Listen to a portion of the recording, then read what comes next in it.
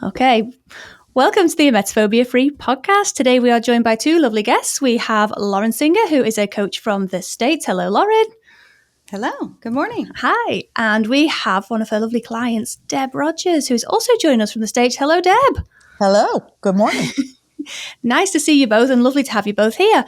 Now, Deb is joining us today as she has a fascinating story to tell, as she was a grandmother with emetophobia. And we're here to talk today about Deb's story, Deb's journey through the program, what it was like growing up with emetophobia, when there wasn't a name for emetophobia, what that felt like, and how after all these years she's finally been able to kick it and is now here to tell her story. So over to you guys. Yeah, thank you so much. Thank you. And thank you so much for being here, Deb.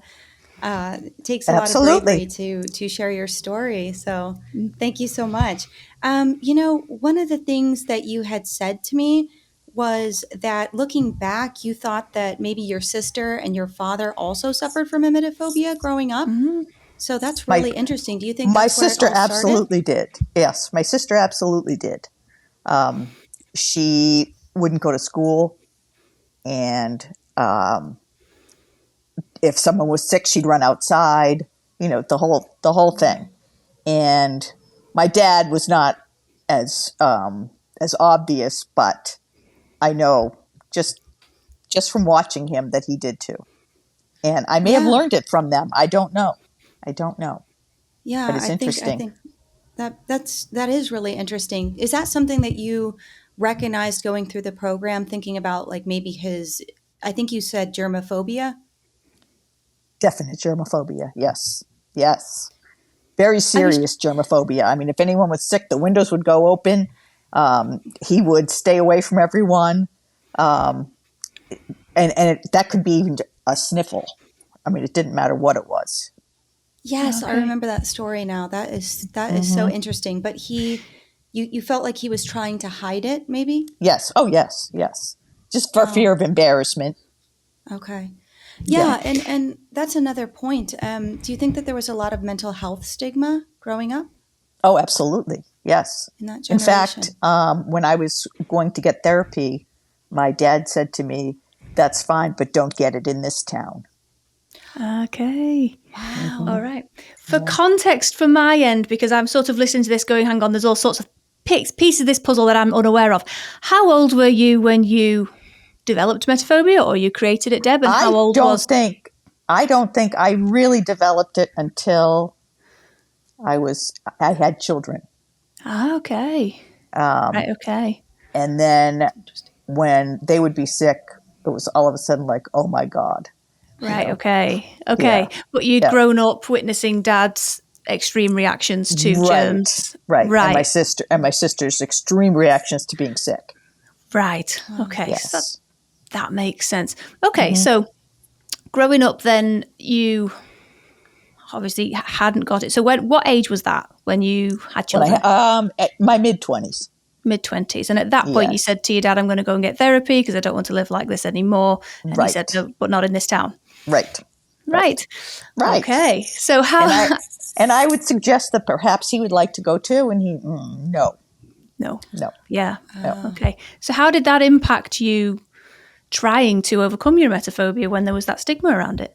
Well, I was embarrassed about it, obviously. And there was no word for it. So trying to explain it to someone was very difficult. Yeah. You know, they just didn't understand. Yeah. So what therapy did you go for at that time? Well, anxiety. I also had anxiety on top of emetophobia. And I think a lot of it was the emetophobia, but I was anxious about a lot of things. You know, going on trips and, you know, flying and traveling. And I think it's all wrapped up in emetophobia. Yeah. Okay. All right. So how did that impact you then? Having children with emetophobia, you say it's kind of developed then or really ramped up at that point. What did life look like for you as a parent and grandparent? Oh, well, as a parent, I took care of them and I just was very uncomfortable doing it. But then it increased when I had grandchildren for some reason. I think because it hurts me so much to see them sick, first of all. Yeah. And then with the emetophobia on top of it, it just makes it very difficult. I mean, when they would be sick, I would want to leave. And, I was always afraid that they would be sick in my car.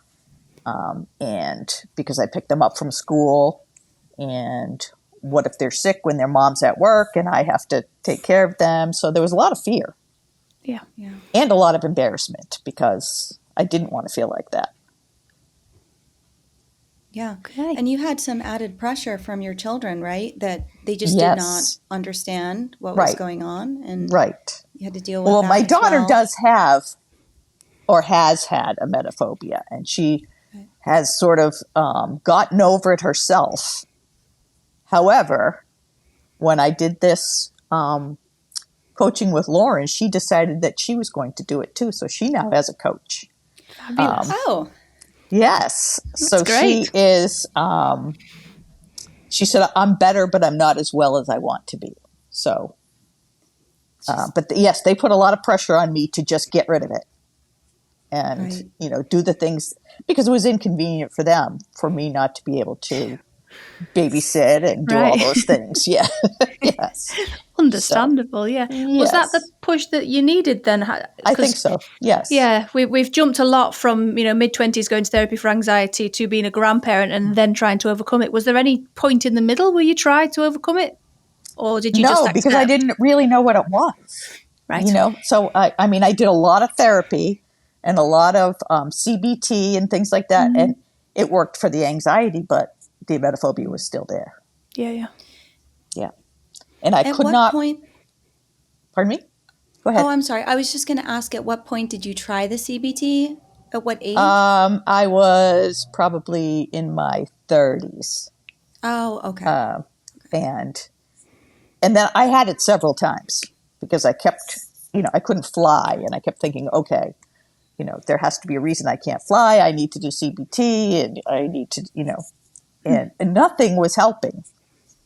And then one day I saw Mary on Facebook. Oh, Mary. Yes. Oh, lovely and Mary. And I said, aha. That's awesome. She was the catalyst for a lot of people. She was my catalyst as well. I saw Mary and went, okay, if she can do it. I can too, yes. Oh, lovely Mary.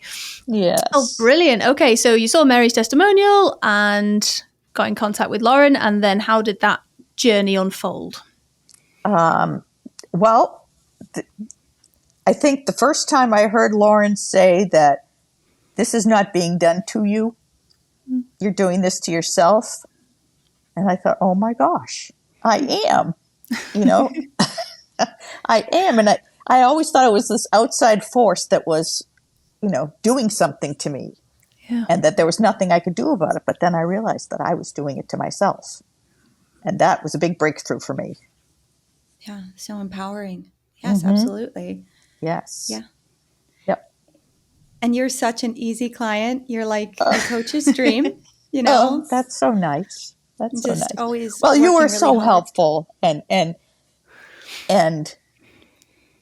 thoughtful and supportive. And that's what I needed. Yeah. And I needed somebody to say, yeah, this is a thing, and you're not crazy. It's just something that you've learned over time. Yes. Yeah. And I actually don't consider you like elderly or anything, but I love working with your age group because you guys just show up. You're no nonsense. It's like, let's get this over with. Let's do this. Right. And I love that. No excuses. Really serious about it. So, yeah. Well, time is of the essence here. So. Yeah. I want to be able to do things and enjoy my grandchildren while they're still little. Yeah. Yeah. Definitely. Yeah. You've got a lot of good stories to tell too as well. So yes. Come on, let's hear these stories then. What were the stories for emetophobia with grandkids then? Oh, are you talking about stories about what I did? Yeah, I think so. What are we talking about, Lauren?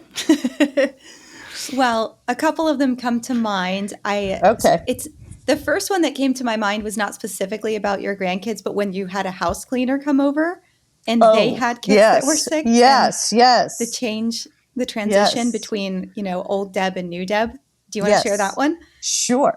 My I have a couple that are cleaners at my house, and he came in and he said, "Oh, poor Benjamin," or whatever, was throwing up all last night.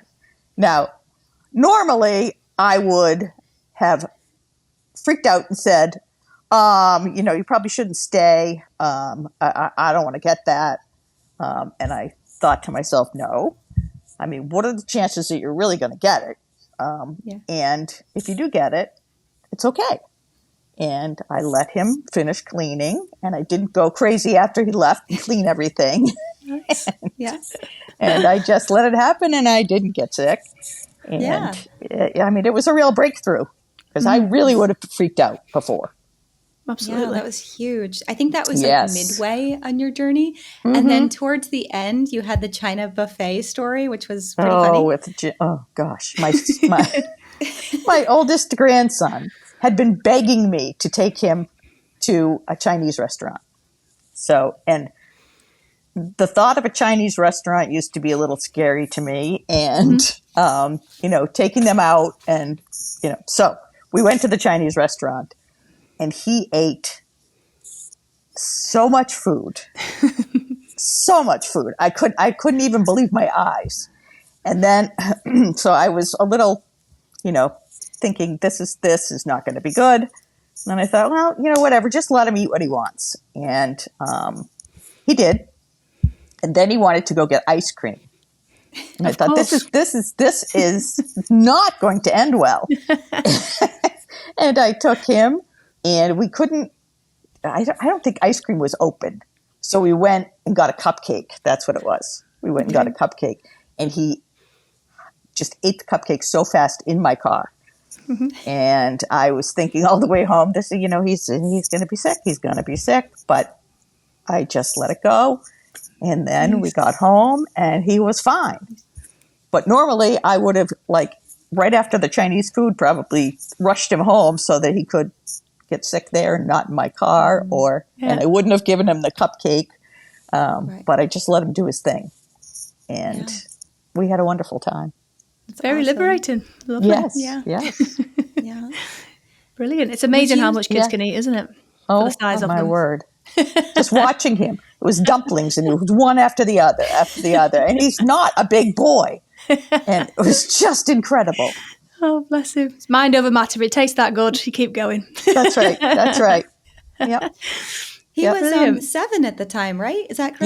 Yes. 7. Yep, so little. 7. I know. Amazing. And then there was another story with him that happened. It was after we were done. And we were in a pizza. We were having pizza with his brothers and the other grandparents. And he wasn't eating much. And I said, "James, are you okay?" And he said, "I might throw up. I don't know." Okay. And I said, "Well, would you like me to walk you back to the house?" Because we were within walking distance. And he said, "Yeah." And I walked him back, thinking he could throw up any moment now. And I was so proud of myself for walking him back to the house and getting him comfortable. And turned out he wasn't sick, but could have been. Absolutely. And there was other adults there that you could have asked to take him back, and you didn't. Right. Yeah, massive win. And that was after you were done? After I was done, yes. Yep. Yep. That's fantastic. How long did it take then from sort of start to finish? Program. Well, we did it, 6 weeks? 7 weeks? We did a total of 8 weeks. 8 weeks, okay, But that's still fantastic. And it's also a journey. I mean, it doesn't all go away one day. No. So it's, in fact, I'm still working on it, and Yeah. Well, it's a skill set, isn't it? Thriving is a skill set. Yes, so it's something that you apply and do every day. Right. Exactly. So you're never particularly done, but you get to the stage where you think, I'm over this, right? I can live the life I want to live, which is brilliant. Right. So in your own words, Deb, if you wouldn't mind, for people who have suffered a long time like yourself, and maybe have tried other things, maybe they've tried CBT and maybe exposure and talking therapies and all these different kinds of things, and feeling very disheartened because they can't shift it or they don't know what it is, like yourself. Right. Could you explain the process to them, as in the Emetophobia-free program process, what it feels like to go through it, and the difference between that and, say, something like CBT. Okay. Well, I think initially I was very skeptical. However, when I saw Mary, I thought, okay, what would it help her to, make this up? Yes. It's not going to help her at all to make this up. So I thought I'm going to try it because I've done everything else possible and I need to get over this. And I think like the first, I took the quiz. I remember that. And then talking to Lauren, I think already the fog was lifting and I was getting that this was something that could be done. Nice.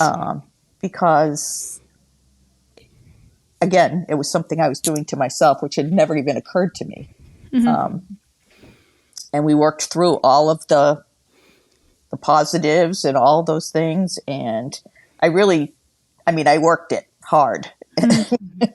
Yes. And Lauren was so helpful. And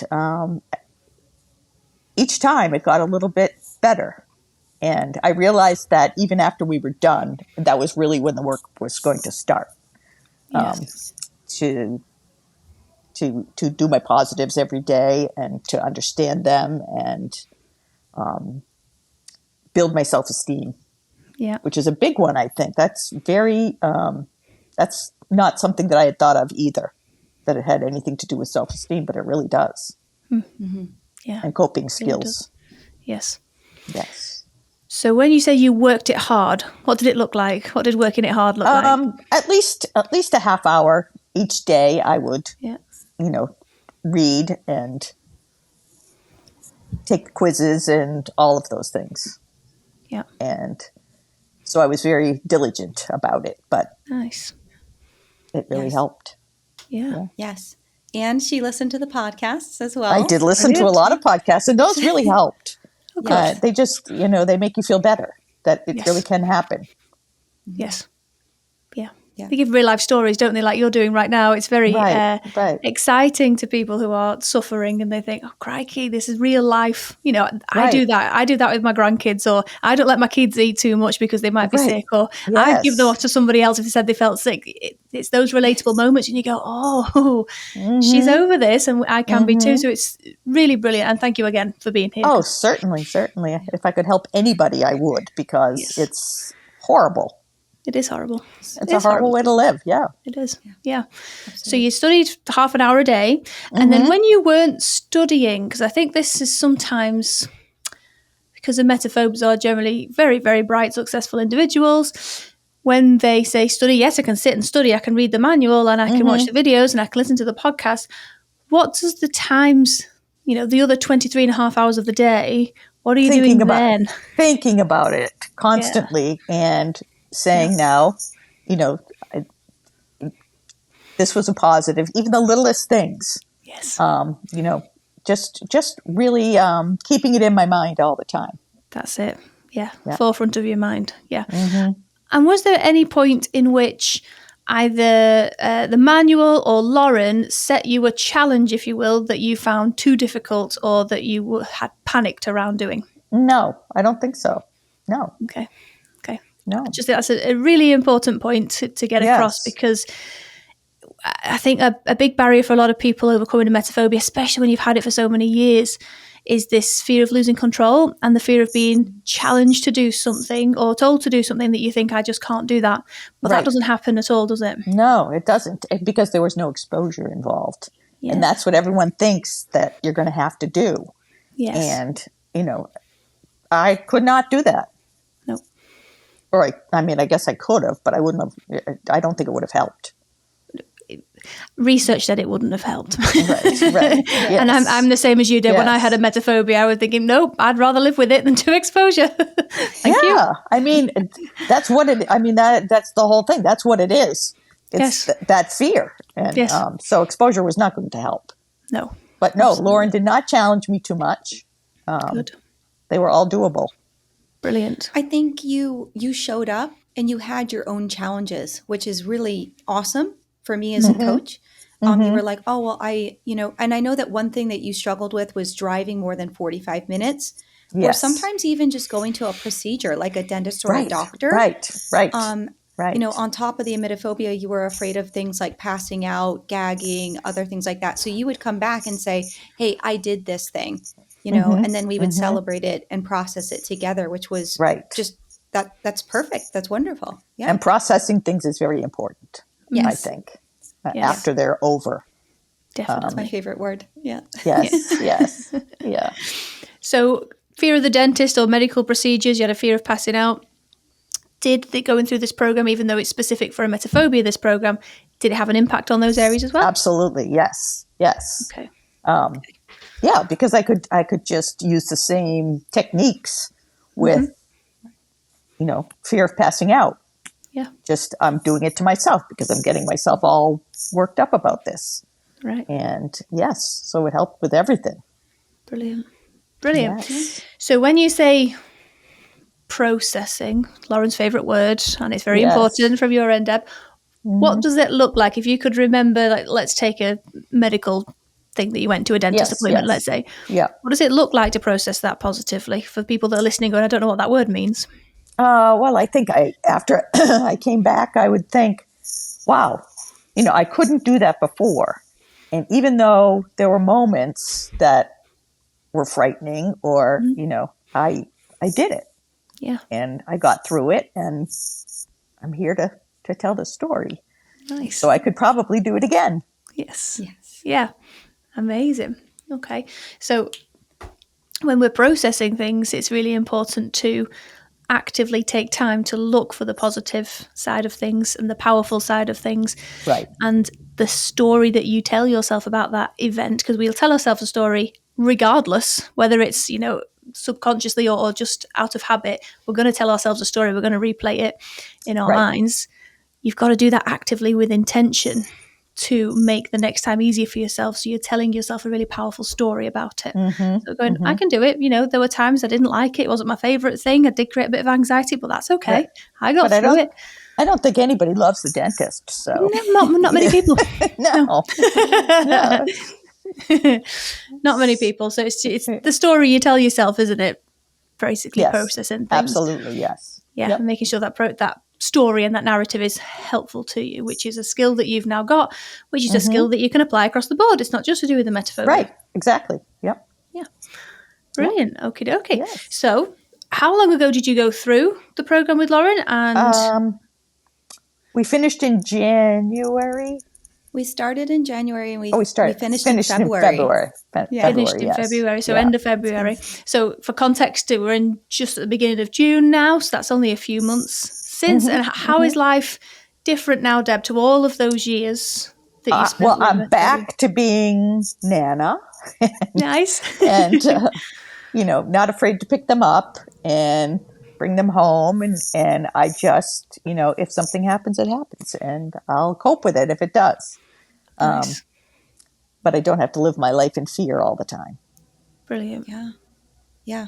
I think one of the main things you mentioned to me in the beginning was just that hypervigilance, and that's calmed down so much now. So much, yes. And you're going to have them there all summer, right? When do they come? We all go in about a week and a half, and awesome. They stay with me for the summer. And with their parents, it's not just me, but so the possibility is, very high that somebody could be sick. But last summer I was a wreck about it, and I'm not this summer. Yeah. Oh, what a difference! Yeah. Do you live somewhere nice then, Deb? We've got nice weather in the summer. We have a family beach house, so we go to the beach for the summer. Yes, nice. Yes. Yeah. No, I'm not jealous of that at all. You're welcome to come anytime. Thank you. And bring the baby. Thank you. I will. And you too, Lauren, even though you're on the beach anytime. You're already on the beach. Yeah. It's beautiful up there. I grew up in that area. So I know the beach houses, they have a different kind of feel and a different kind of vibe than Florida. Right, exactly. So, yes. Yeah, I can definitely appreciate that. Thank you. Nice. Hopefully it won't rain. Yeah. Hopefully not. Yeah. We are on our 12th rainy Saturday right now. Oh, are you? Gosh. That's impressive by British standards, to be honest. I bet it is. Yeah. It is. Yeah. So, do we have any words of wisdom or any final bits of advice that you want to give to anybody listening, Deb, or anybody who's suffered with this for a long time like you have? Do it. And I recommend getting a coach. Brilliant. Lauren was my rock through the whole thing. Fantastic. Yeah. So what benefits do the coaches bring? I just think to solidify everything. And if I wasn't getting something, she was there to help me get it. Nice. And even if I didn't realize I wasn't getting it, I think she realized it. Yes. Fabulous. Lovely. Any words from yourself, Lauren? Well, thank you for saying that. I appreciate it. And I just appreciate you as a client, of course. Oh, thank you. Just for coming on here. I don't think we've had a podcast like this before. And I think that your story is so important, especially just it spans across so many generations. And to break any of that stigma and to encourage anybody that it's never too late. Right. And don't be embarrassed about it because it is a real thing. Yes, and, absolutely. Yes. You're not the only one. You still have so much time to enjoy your life. Yes. And meet goals and enjoy your grandchildren and everything else. So right. Thank you. Yes. Right. Absolutely.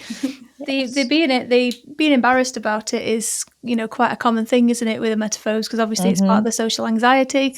It's why it's called the secret phobia. Right. So breaking that stigma, especially, when you had that direct influence from your dad, was like, no, I'm not doing it. You do it, but no one near me. Don't bring it to my door. Is really impressive that you're able to challenge that and to go forward yourself with doing it.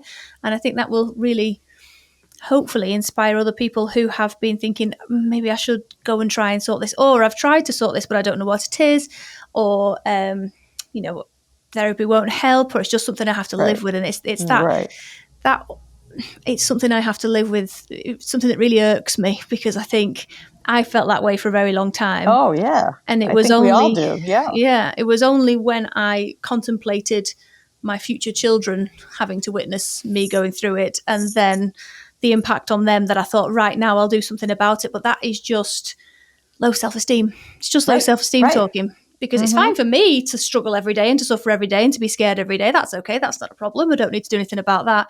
But the minute somebody else is involved, that's different. The minute my grandkids are involved or my kids are telling me to do something, okay, I can do something about it. But if that's your mentality as you're listening to this, you deserve it for you.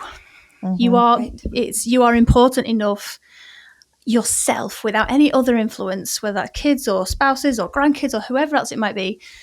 Don't do it for them, do it for you, because you deserve a life without the fear. You wouldn't accept it for somebody else. If it was one of your kids or grandkids going, I'm scared every day, you'd go, well, go and get it sorted. Let's fix, let's help. Right, exactly. But do that for yourself. Yes. It would be my point to make. And I don't think you can help but get better. No. If you do this. I don't think I don't think you can help it.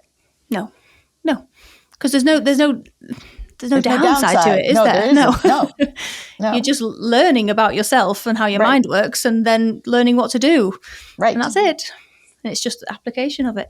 That's right. Fabulous. Thank you, Deb. That's been really, really brilliant to listen to your story. Really, really inspirational. And thank you so much for being here. I really appreciate it. Thank you. Yes. Thank you.